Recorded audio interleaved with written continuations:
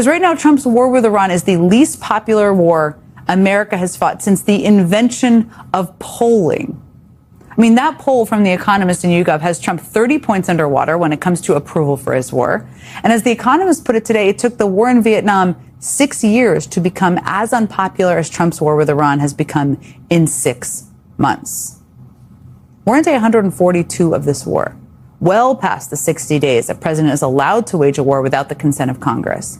And last month, both the House and the Senate voted to reject the president's war. Congress can't pass anything these days, Lord knows, but this war is just that unpopular.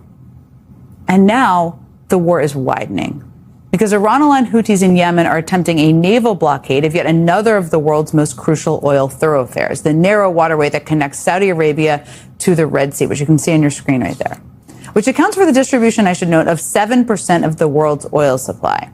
And just to put that in perspective, the closure of the Strait of Hormuz has reduced the global oil supply by about 10%, according to NBC News.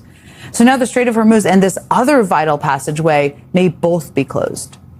And while that means higher prices for Americans and people all around the world, Trump has refused to acknowledge the real cost of this war. Last week, the nominee for Pentagon Comptroller literally refused to tell the Senate how much the war was costing Americans.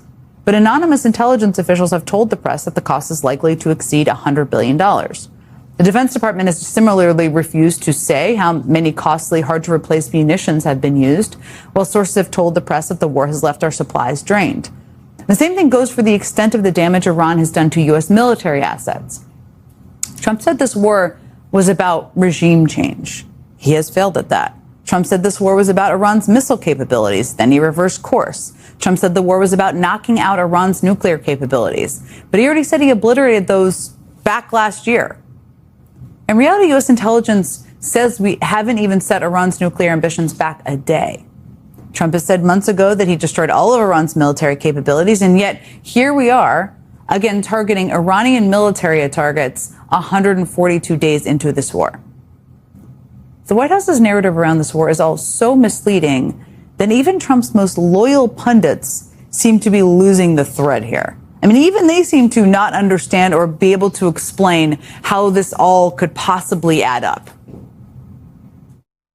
You know, CENTCOM says that there will be outsized action in retaliation, but I don't understand how it's possible that Iran has the capabilities to fight this way and continue to try to lash out at Gulf countries and U.S. military bases, because the U.S. has obliterated Iran's military, and the president continues to reiterate that.